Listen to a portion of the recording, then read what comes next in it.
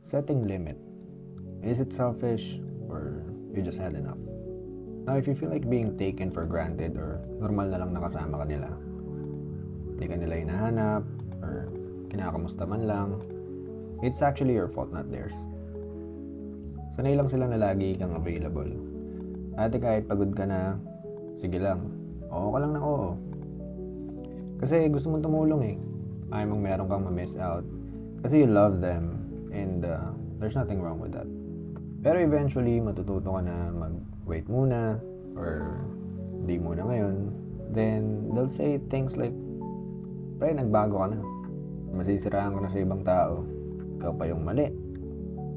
Dahil biglang sarili mo na lang yung iniisip mo.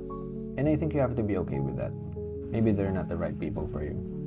Maybe sa inyong lahat, ikaw ang pinakaunang nag-decide na mag-mature. Kasi kung ikaw mismo hindi ka maglalagay ng limit, sino ang gagawa niyan para sa'yo? Now my question is, selfish ka ba or you just had enough?